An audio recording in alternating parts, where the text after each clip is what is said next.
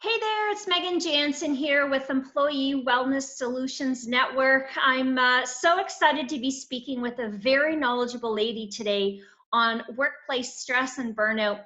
Janice Litvin, thank you so much. You're here from Northern California, so it's such a pleasure to be chatting with you and with others from all over the world as we share this common passion of helping people.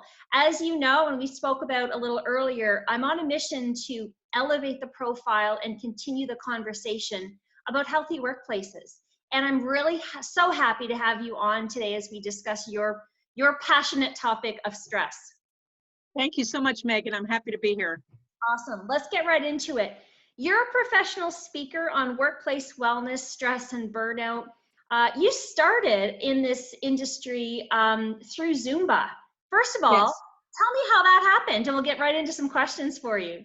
Yes, it's an interesting entree. So I had been a recruiter, a high-tech recruiter for 20 years, and then I was tired of it, and the recession was causing my work to wane a little bit. So where do you go when you have nothing to do? You go to the gym. And that was about 11 years ago. I found Zumba there, and in 2009, I became a Zumba instructor. And then after a year or two of leading Zumba classes, I thought, there's still more I want to do. I want to start spreading the love. And so I went back to school and studied personal training, workplace wellness. And now from there, I've grown into this wellness career. Amazing. And you're doing some really great work.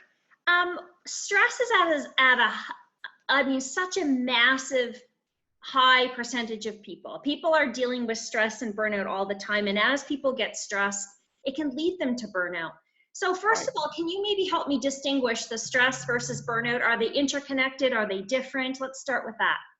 That's a really excellent question. As it turns out, according to Gallup, almost 66% of Americans, and I combined a bunch of stats, so I didn't wear you down with stats, about 66% of American workers are verging towards burnout. So what I mean is they're stressed, they're overworked, they have too much work, the boss is not very supportive, and they have no control over their work. So each day they're getting a little more annoyed and a little more annoyed. They might be complaining at work.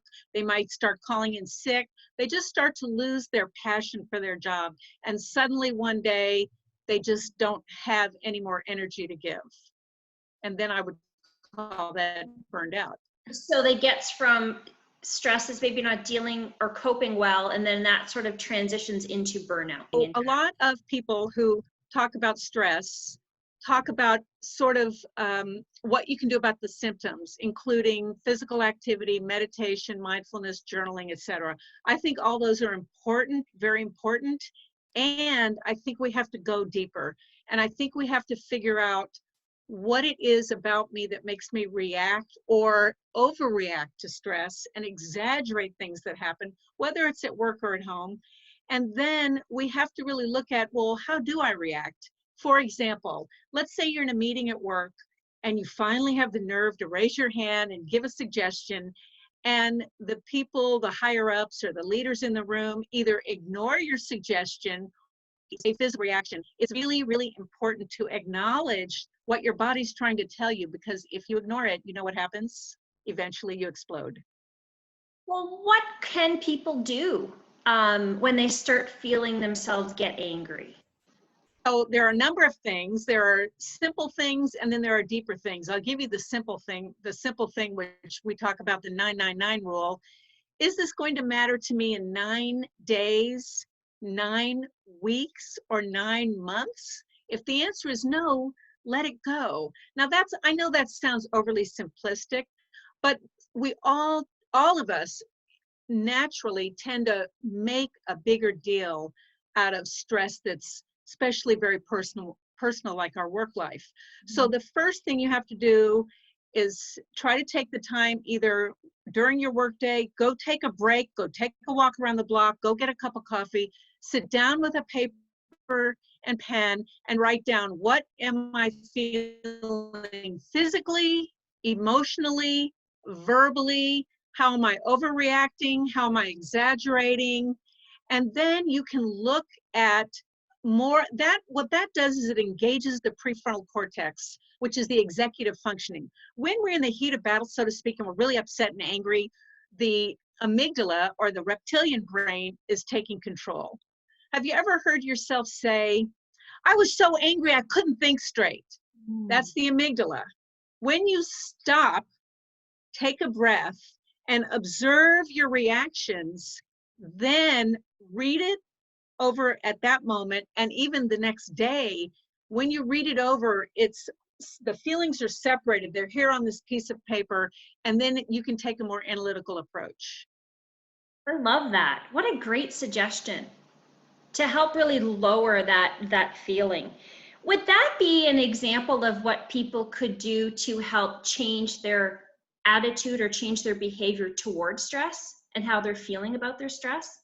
Now, absolutely. Now, interestingly, many of us develop reactions to stress in childhood, either by how our parents role modeled their reactions to stress, how they treated each other, and how they treated you, the child.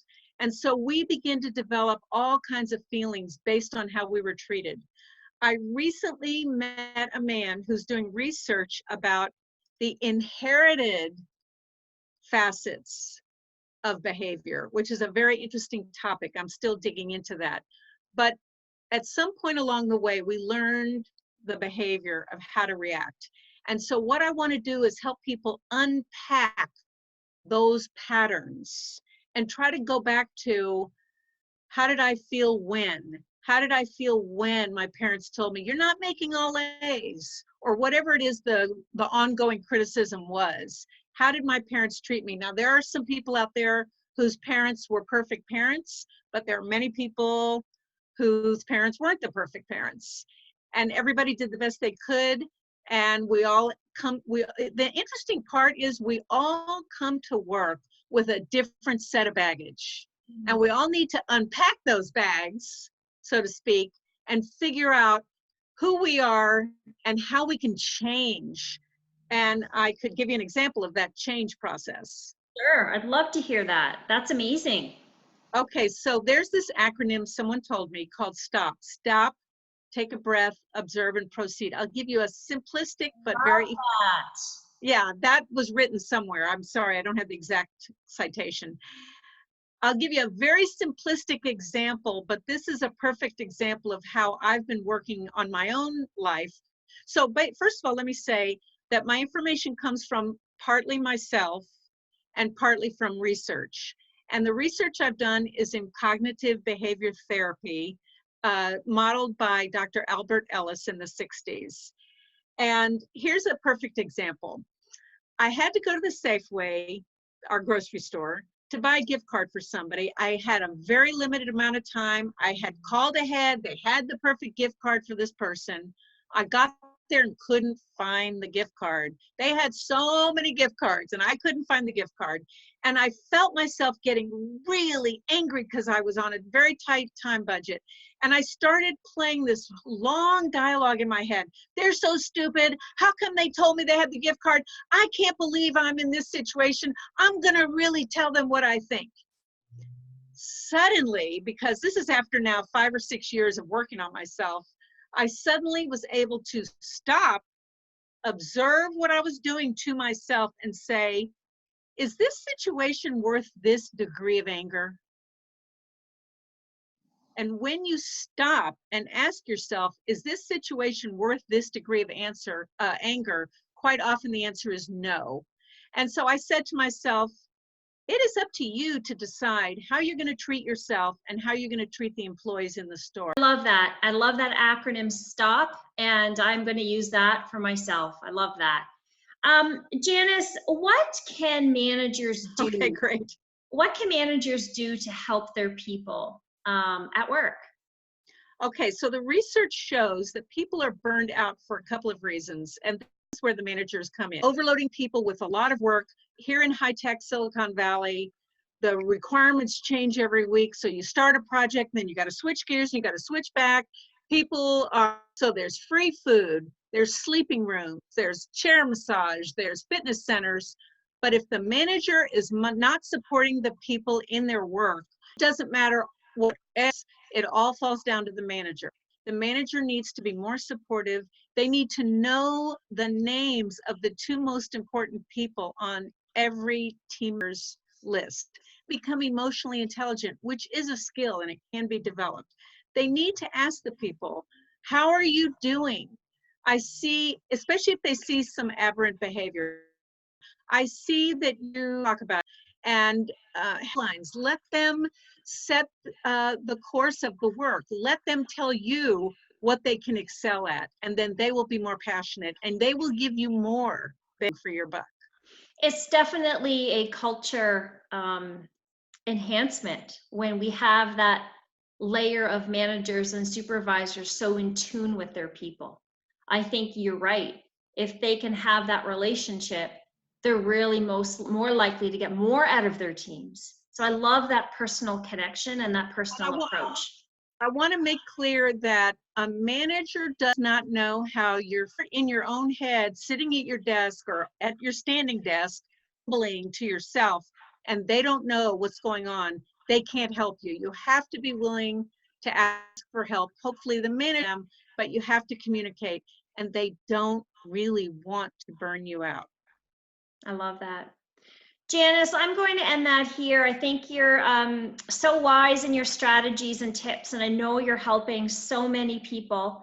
Thank you for the work you do and sharing your message of de-stressing and less burnout among all of us. I think it's such an important message. Thank you so much.